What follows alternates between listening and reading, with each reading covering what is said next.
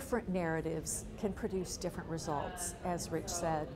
And I just think we need to tell each other a different story, and we need to be clear about what our own stories are, and we need to call each other on the stories that we're telling and hold each other accountable for a sense of possibility. For far too long, we've been pushed to the sidelines, and that it's time that we reasserted ourselves and got back into the game. The power of good examples. When you hear about what Rich has done in Newtown or Flint or Youngstown, you know that people are hungering for a different way of doing things, and that one good example can inspire three more.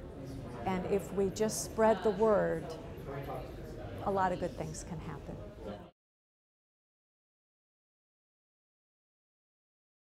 Interested in kind of the principles of really looking at solutions that work for kind of all Americans, regardless of party or affiliation. Coming from the South, you know, I see a lot of people I disagree with, but they also happen to be some of my best friends, so it's kind of nice to see something that tends to embrace that community outwards mentality. The biggest concept I heard was listening, and the importance of really, you know, ingraining yourself in a community, listening to the needs of that community, and not necessarily coming in with a prescribed set of beliefs or a prescribed set of solutions. I think too often we all decide that, you know, we'll take this great sounding idea and impose it on a community without that community's, you know, assent, without their political will behind it. And I think that it's really important to, you know, really hear from the people on the ground about what changes they want to see and how they want to go about implementing that. I think that's the only way you can have effective change.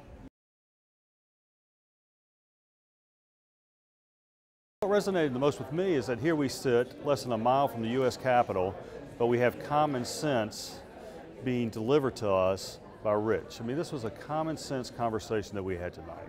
Bringing people together, asking good questions, taking the time to listen, summarize, and then move forward from what we've learned from one another.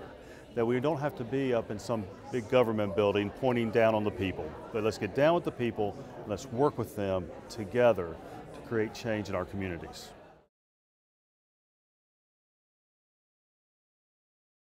The building of community is a common interest. We all own it. What is it our community wants? I love the question, what are our aspirations?